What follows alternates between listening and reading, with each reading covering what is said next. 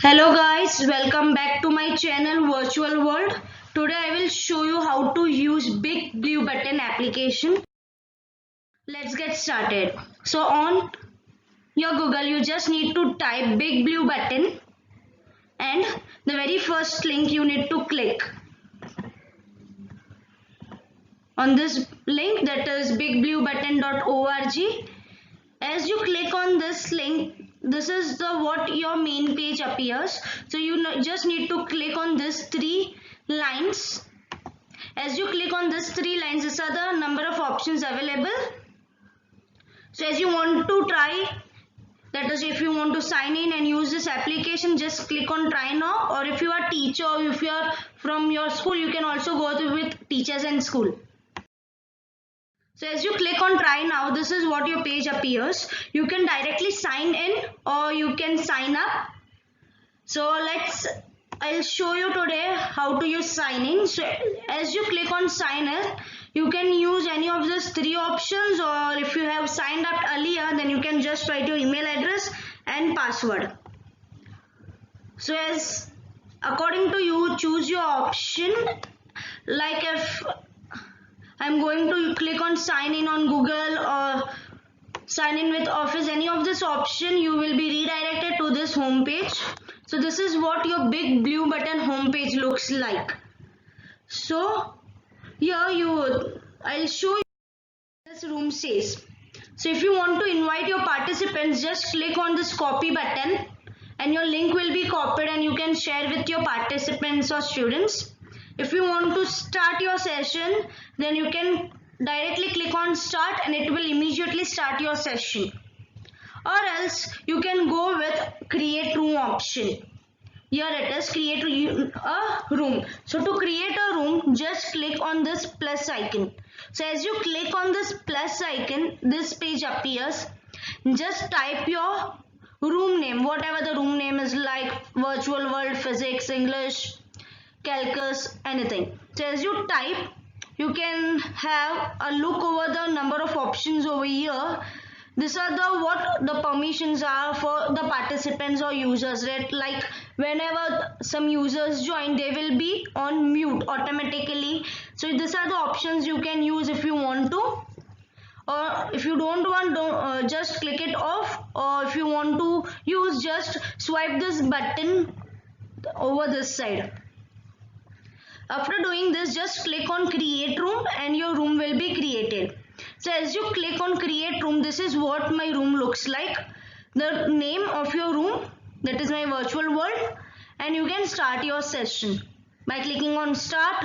And if you want to share, you can just click on copy and you can share. So now if I want to delete my room, you can just click on these three options over here. Like I want to delete my physics room. So what I'm going to do is I'm going to click on these three options and select delete. They will ask for your confirmation, then click yes, I want to delete, and your room will be deleted. If you want to change some settings, that is the permissions which we saw earlier, you can change the permissions by clicking on this room settings.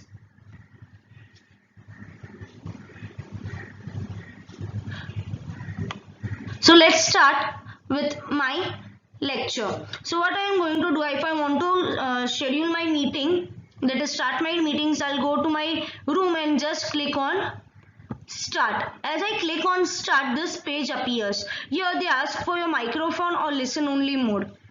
If you click on listen only, then you are not able to speak. Whereas if you click on microphone, you are able to both. That is, you can listen to and you can talk to. So select accordingly, and as you click on this one of the options, like if I select my microphone, they will check your echo test, and after connecting to your echo test, they will ask you where did you hear your audio or not. If yes, then click yes.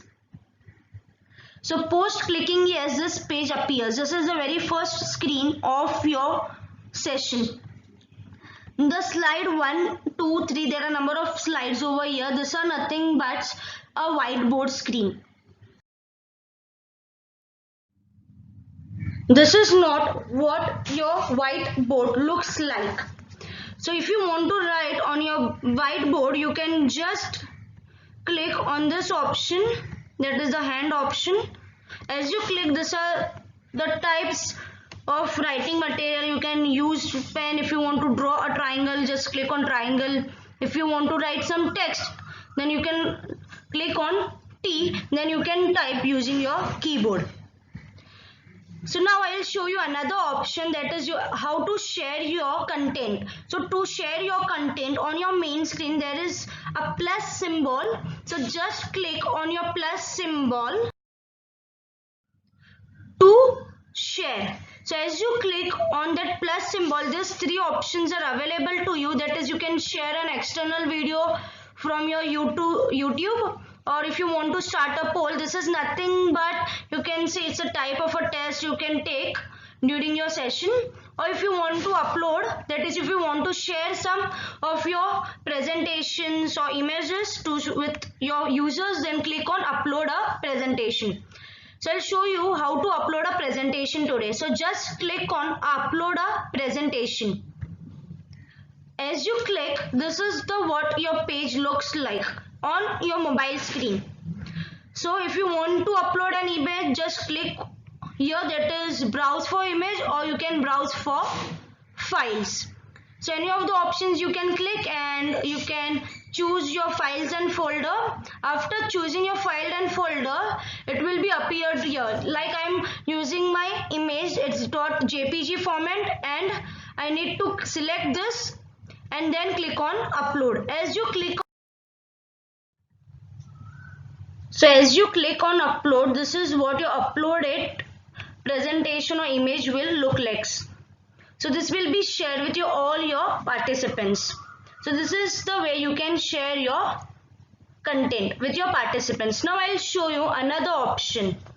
So here you can see a person image. So this is what your user options. So if you want to chat or if you want to share, just click on this button and this page will appear on your screen. So if you want to chat with your participants, you can just click on public chat and you can have a chat. If you want to share some notes with your participants, then you can click on notes. Users. So this is what the user, that is if you have hosted your meeting, then it's your name will appear here and your participant's name will appear on the lower end. So we can also manage our participants. To manage our participants, just we need to click on the participant name. For example, if I want to remove my participant A from my meeting, so I will click on participant A and I will choose remove user. So this particular person will be automatically logged out from your current session. If you don't want to remove, there are other options also, like if you want to chat privately with that guy, then you can just click on private chat.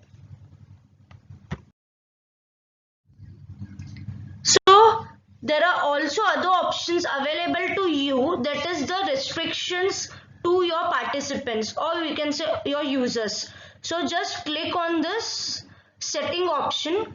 So as you click on the setting button, these are the what your screen appears as. These are the number of options, like you can mute all the users, you can save their name, even you can lock your viewers. So I'll show you how to lock your viewers. Just click on lock viewers. So this is what your screen will look like. This is nothing but your lock viewers. This option enables you to restrict the viewers from using specific features.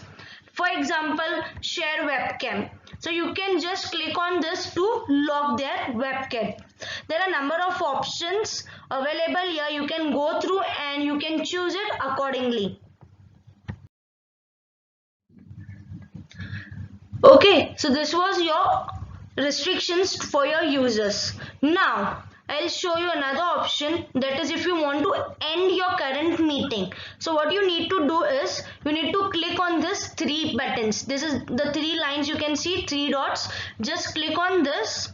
As you click on this three dots, this option will appear, that if you want to use your screen, that is make up full screen settings, keyboard shortcuts and many more. Like I said, I want to end my meeting, so what I'm going to do is I will click on end meeting. As you click on end meeting, it will ask you for the confirmation and click yes to end. So just click yes and your meeting will be ended. Was how you can work with Big Blue Button. Thanks for watching. Stay tuned. Stay safe.